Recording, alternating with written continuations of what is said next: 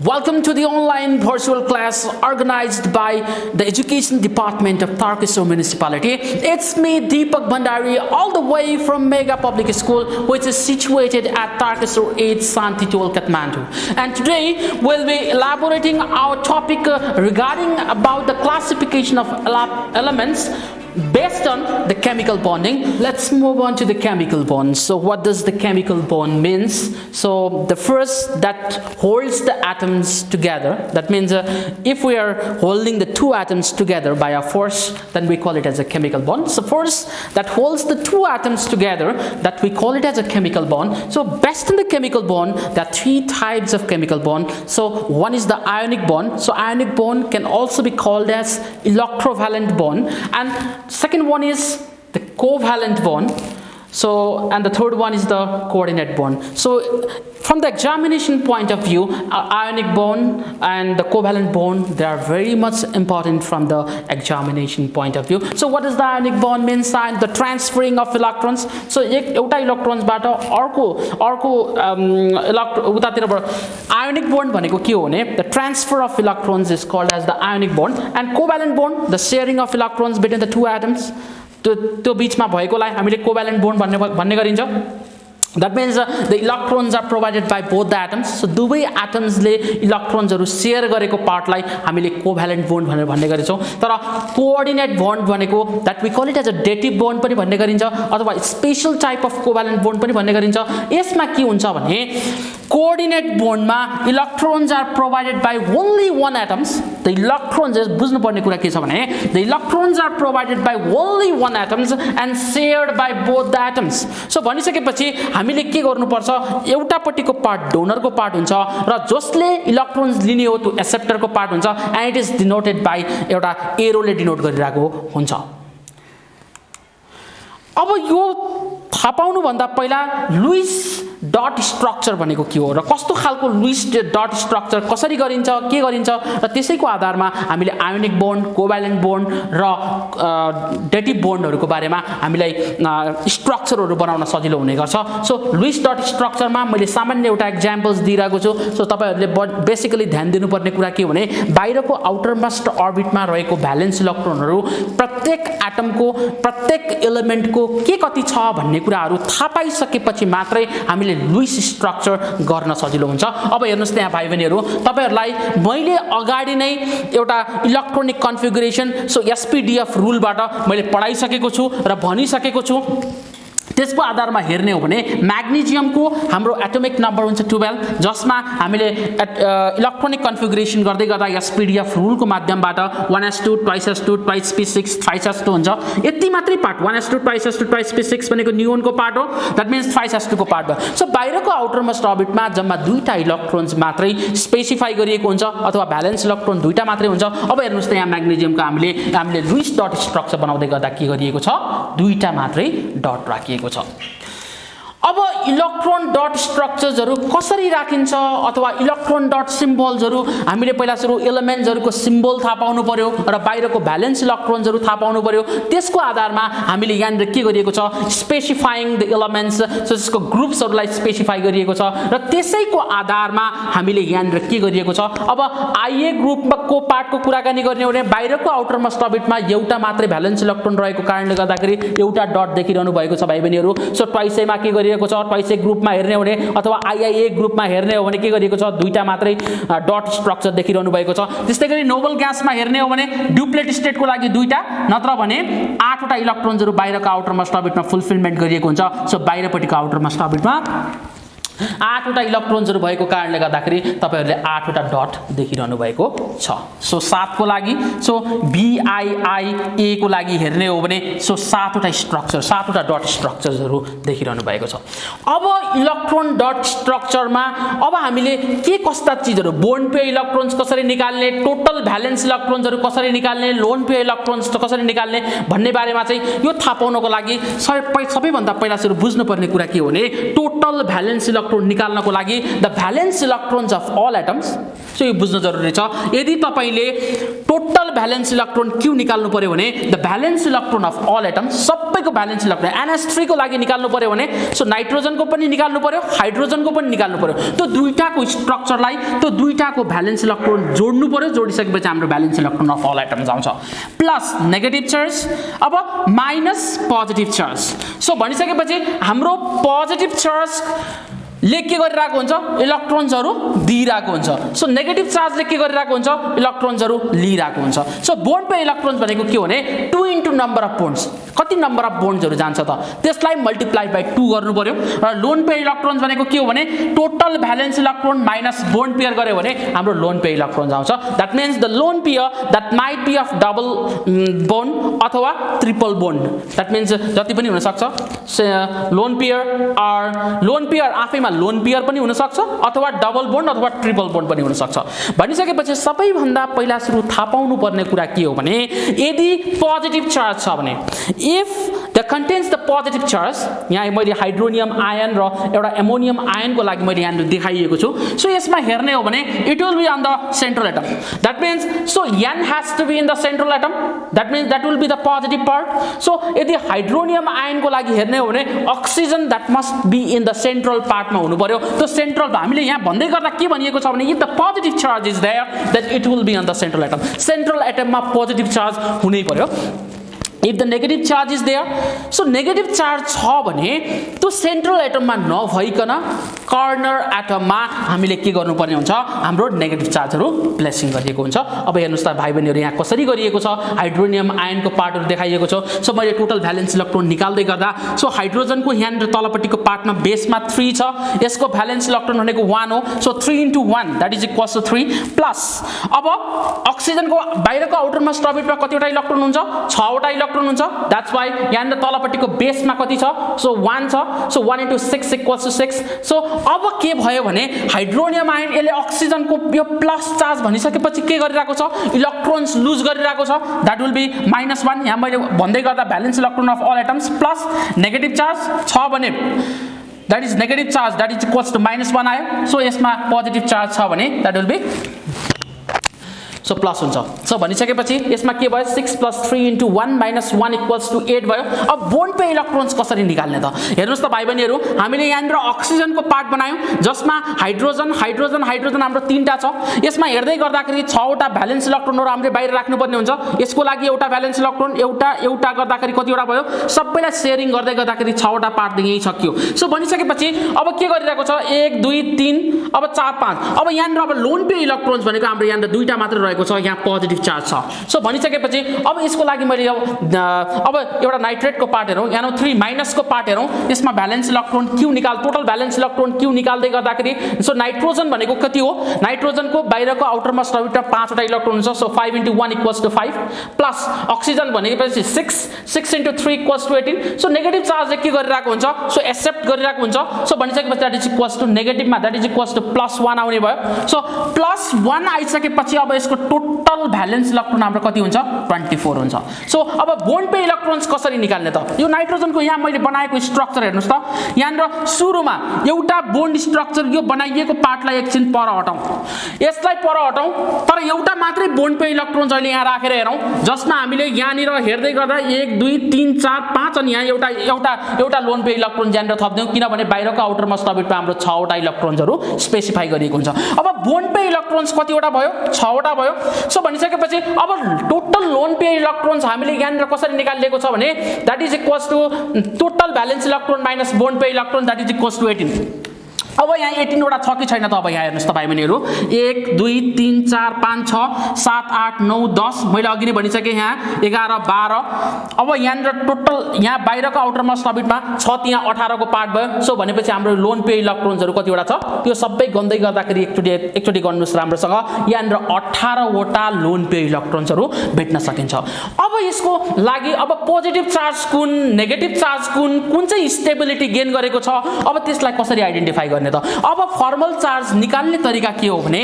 हाम्रो valence electron minus lone pair electron minus bond pair electrons divided by 2 गर्यो भने हामीले प्रत्येकको फर्मल चार्ज के कति हो भनेर निकाल्न सकिन्छ।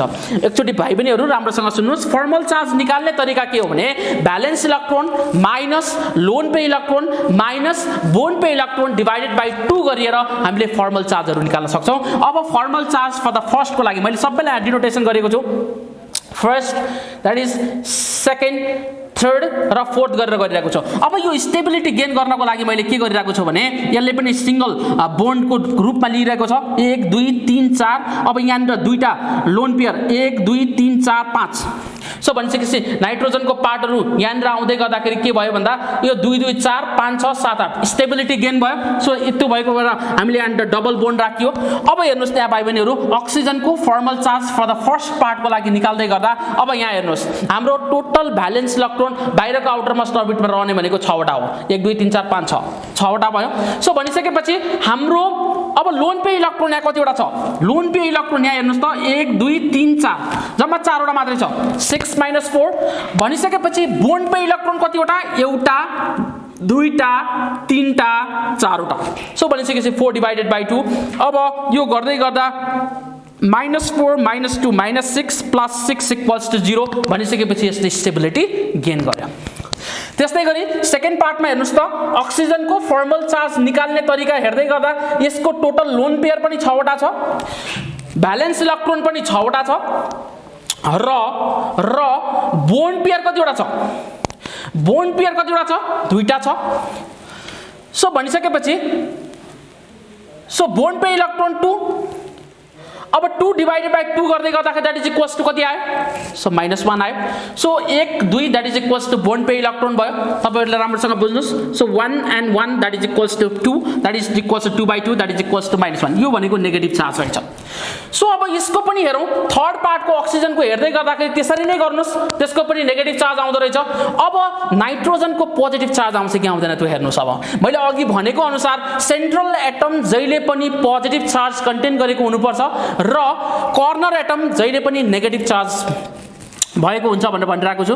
कसको नेगेटिभ चार्ज छ भने कर्नरमा जान्छ भनेर भनिरहेको छु। सो अब हेर्नुस् त नाइट्रोजनको लागि हेर्ने हो भने 5 सो 5 - 8 बाइ 2 गर्दै गर्दाखेरि दैट इज इक्वल्स टु 5 - 4 = 1 यो एकचोटी गरेर हेर्नु भयो भने तपाईहरुले राम्रोसँग बुझ्नुहुन्छ। सो भनिसकेपछि यो नाइट्रेटको केस पनि त्यही हो। सो नाइट्रोजनको हामीले यहाँ कन्फिगरेसन गर्दै गर्दाखेरि 1 2 3 4 5 नाइट्रोजनको 5 वटा भ्यालेन्स इलेक्ट्रोन छ। यसलाई स्टेबिलिटी गेन गराउनको लागि हामीले यहाँ दुईटा र दुईटाको बीचमा हामीले के गरिरहेको छ बोन्डिङ गरिरहेको छ। अब यसको पार्टमा किन सिंगल बोन्डिङ छ भनेर भन्दै गर्दा हाम्रो बाहिरपट्टिको आउटर मोस्ट अर्बिटमा रहेको भ्यालेन्स इलेक्ट्रोन हामीले स्पेसिफाई गरिसकेका छौं। सो यसमा गर्दै गर्दा 1 2 3 4 5 6 अनि 7 8 वटा भइसक्यो। अब यसको यहाँनिर भएको हाम्रो भ्यालेन्स इलेक्ट्रोनहरु हामीले यसमा लिएर गएर बोन्डिङ स्टेबिलिटी गराउनको लागि हामीले यहाँ डबल बोन्डिङ गरेको छौं। यसको पनि फर्मल चार्ज निकाल्ने तरिका त्यही हो। एकचोटी भाइ बहिनीहरु राम्रोसँग हेर्नुस्। यो हेरिसकेपछि नबुझ्ने कुरा केही पनि छैन। सो मैले स्टेप बाइ स्टेप हरेक चीजको मैले स्टेप बाइ स्टेप तपाईहरुलाई त्यो कुराहरु सिकाइरहेको छु। सो हाम्रो जहिले पनि पोजिटिभ चार्जको पार्ट जहिले पनि हाम्रो सेन्ट्रल एटममा रहन्छ र नेगेटिभ चार्ज हुन्छ भने त्यो जहिले पनि कर्नर एटममा रहन्छ। सो भनिसकेपछि अब यो SO3 माइनस को कुरा पनि त्यही हो। अब यो SO4 माइनस को कुरा पनि त्यही SO3 माइनस को कुरा पनि त्यही हो। अब कसरी गरिन्छ भन्ने कुराहरु मैले हरेक टर्मिनोलोजीहरु राम्रोसँग बताइरहेको छु। यसमा एकचोटी तपाईहरुले राम्रोसँग हेर्नुभयो बुझ्नुभयो भने तपाईहरुलाई धेरै कुरामा यसले मद्दत पुर्याउन सक्छ सहयोग पुर्याउन सक्छ। अब आयो अब यस two that's a very simple चीज टोटल भ्यालेन्स इलेक्ट्रोन जम्मा कति हुन्छ दैट इज इक्वल्स टु 2 भयो। सो बोन्ड पेयर इलेक्ट्रोन्स पनि दुईटा नै भयो। बोन्ड पेयर इलेक्ट्रोन्स 1 and 2 1 + 1 = 2 भयो। लोन पेयर इलेक्ट्रोन निकाल्ने भनेको total valence electron minus bond pair electron हो 2 - 2 = 0 भनेपछि यसले स्टेबिलिटी गेन गर्यो। अक्सिजनको पनि त्यही हो। अक्सिजनको मैले अगाडि नै भनिसकेको छु यसले स्टेबिलिटी गेन गराउनको लागि हामीले के गरिरहेको छ सो यसलाई बोन्डिङ गरिरहेको छ। सो अक्सिजनको लागि डबल बोन्डिङको कुराहरु भयो। अब आयो हामीले लुइस डट स्ट्रक्चर सकिसके पछाडी अब आयोनिक बोन्ड कसरी गरिन्छ अथवा आयोनिक बोन्डलाई हामीले इलेक्ट्रोभ्यालेन्ट बोन्ड पनि भनेर भन्ने गरिन्छ। अब यो इलेक्ट्रोभ्यालेन्ट बोन्ड भनेको हाम्रो ट्रान्सफर अफ इलेक्ट्रोन छ। अब हेर्नुस् त यहाँ भाइ बहिनीहरु एकदमै सजिलो र सिम्पल तरिकाले मैले बताइदिन्छु। सो NaCl को लागि हाम्रो यो NaCl कसरी चाहिँ इलेक्ट्रोभ्यालेन्ट बोन्ड भयो, मैले यहाँ लुइस डट स्ट्रक्चर पनि बनाएको छु, यहाँ मोलिकुलर स्ट्रक्चर पनि बनाएको छु। अब हेर्नुस् त Na प्लस भनेको हाम्रो कतिवटा इलेक्ट्रोन छ, 11 वटा इलेक्ट्रोन छ, 2 8 1। अब एउटा इलेक्ट्रोन भनिसकेपछि यसले के गर्छ, इलेक्ट्रोनहरु यसले यसलाई दिइसकेपछि स्टेबिलिटी गेन गर्छ, जसमा मैले इलेक्ट्रोनहरु यहाँ ट्रान्सफर गरिदिसकेपछि मेरो क्लोरिन भन्ने एटम के भयो भने हाम्रो 2 2 8 अब अघि 7 थियो भने अब यहाँ ट्रान्सफरिङ अफ इलेक्ट्रोन्स भइसकेपछि 2 8 8 भयो। अब हेर्नुस् त यहाँ सिम्पल तरिकाले I have been explaining and I have been providing you the very simplest form of structure over here, Lewis dot structure राम्रोसँग बुझ्नुस्। सो यसले के गरिरहेको छ, प्लस पोजिटिभ चार्जले इलेक्ट्रोन्सहरु यहाँ ट्रान्सफर गरेर क्लोरिनमा पठाइदिएको छ, जसमा क्लोरिनलाई स्टेबिलिटी गेन गरेर NaCl को पार्टहरु यहाँ सिम्पल तरिकाले एटोमिक स्ट्रक्चरमा पनि बताइदिएको छु, जसमा ट्रान्सफरिङ अफ इलेक्ट्रोन्सहरु यहाँ गएको छ, यसले स्टेबिलिटी गेन गर्यो भनिसकेपछि सोडियम हाम्रो कटायनको रूपमा गयो, अब एनायनको रूपमा हाम्रो स्टेबिलिटी गेन गर्दै गर्दा 2 8 8 गरेर हाम्रो स्टेबिलिटी गेन गर्यो भनिसकेपछि यसको मतलब हामी के बुझ्न सक्छौं भने यो स्ट्रक्चरबाट हाम्रो इलेक्ट्रोन्सहरु ट्रान्सफर भएर अर्को एटममा गएको छ, जसले स्टेबिलिटी गेन गराएको छ। र यस्तो खालको ट्रान्सफरिङ अफ इलेक्ट्रोन्सलाई भाइ बहिनीहरुले के बुझ्नु पर्छ भने यसलाई हामीले आयोनिक बोन्ड अथवा इलेक्ट्रोभ्यालेन्ट बोन्ड भनेर भन्ने गरिन्छ।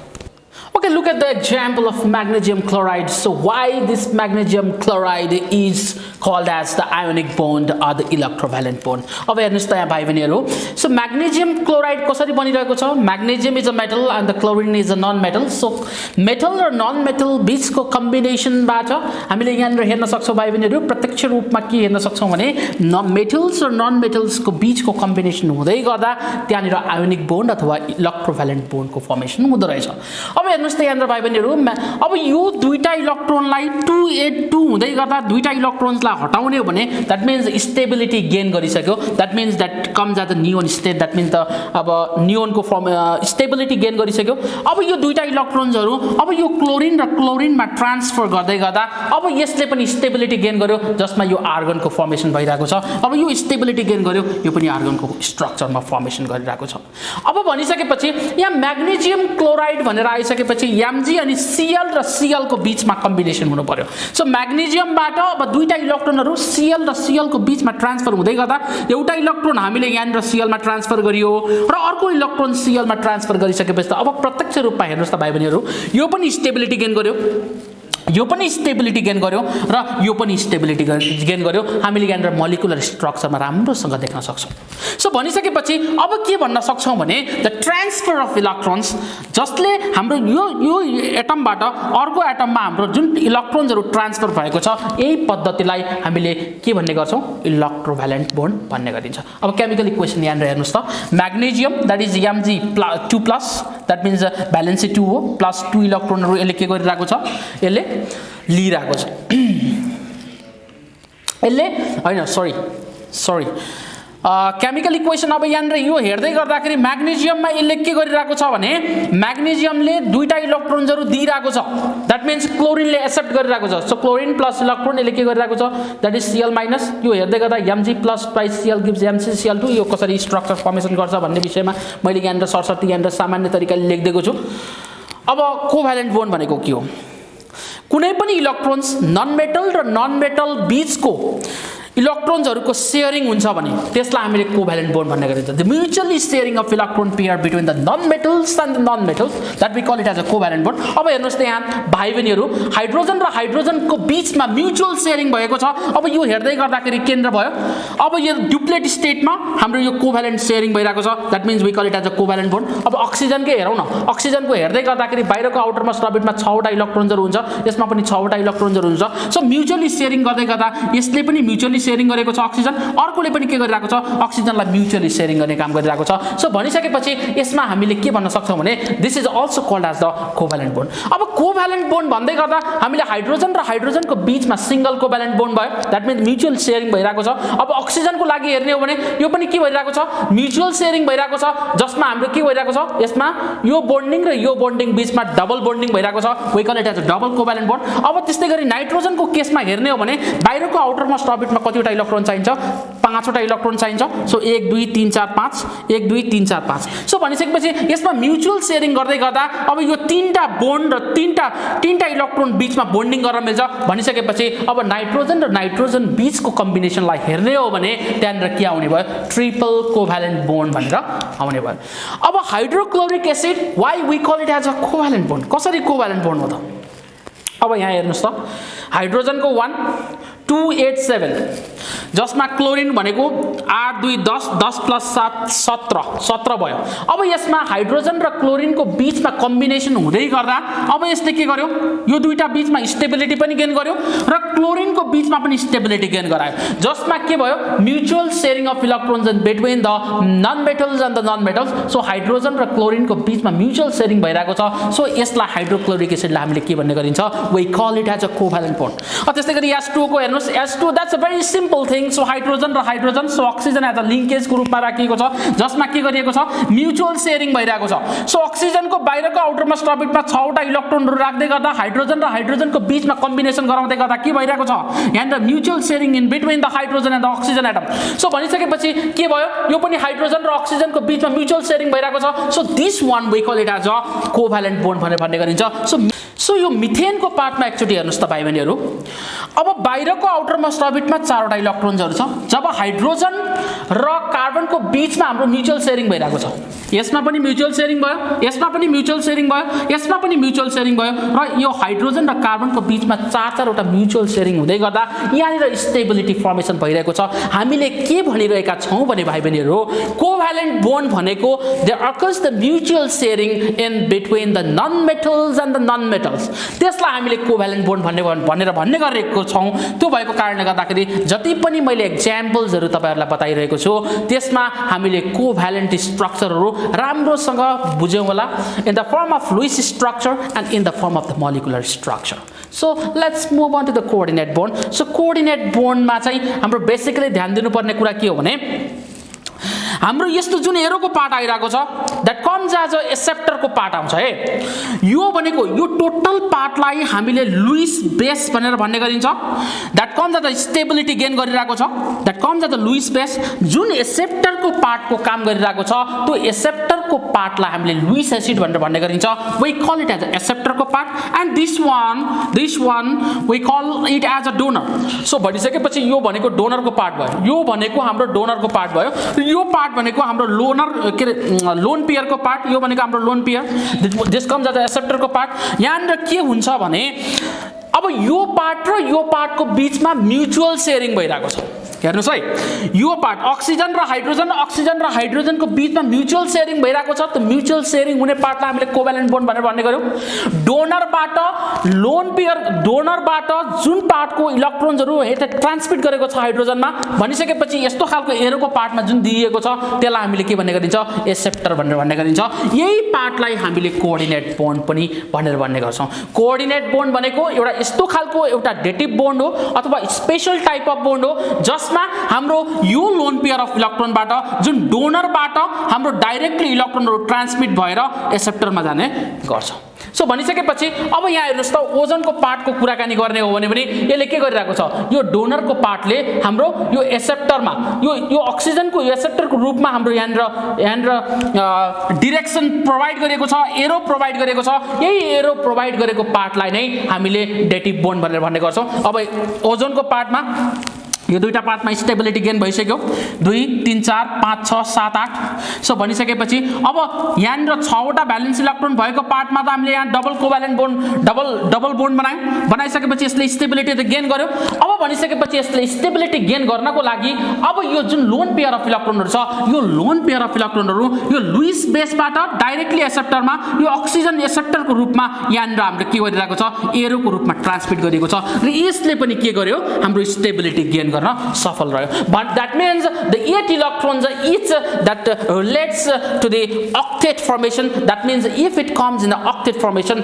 then that will complete its state भनेपछि अब यो हेर्दै गर्दा तपाईहरुले ओजोनको लागि पनि हेरिसक्नु भयो सो NH4 को लागि पनि हेरिसक्नु भयो र यो माथिपट्टिको पार्टको लागि पनि हेरिसक्नु भयो सो यो एक्जामको लागि नन इम्पोर्टेन्ट भएको कारणले गर्दा अथवा कोर्समा पनि कोर्स कन्टेन्टमा पनि थोरै पार्ट मात्रै दिएको कभर दिएको कारणले गर्दा I could not be able to explain a lot about the coordinate bond so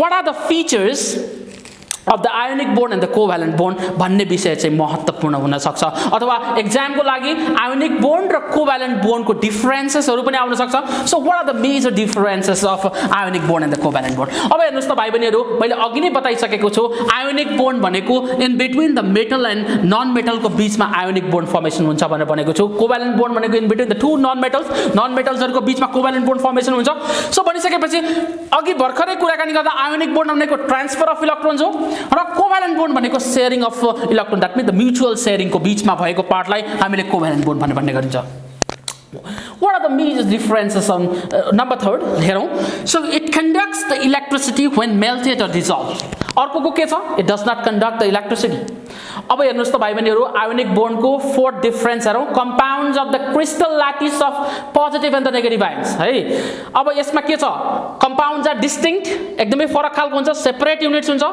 called molecules and compounds have high melting and the boiling points so ionic bond को कंपाउंड्सहरु they have the very high melting and the boiling points तर अर्को को covalent bond को के भयो low melting and boiling points को कुराकानी आउने भयो सो आयोनिक बोन्ड्स अन्तर्गत inorganic compounds are often ionic inorganic कंपाउंड्सहरु के हुन्छ आयोनिक हुन्छ तर कोभ्यालेन्ट बोन्ड को लागि हेर्ने हो भने अर्गानिक मोलिक्युल्स है कंपाउंड्स हैन organic molecules are covalent my dear students we have already completed our topic regarding the chemical bond and we have completed our chapters as well regarding the classification of elements and thank you for paying your concentration towards my lecture and I think it's a fruitful topic for each and every of the students and thank you very much for supporting me and thank you for watching my video.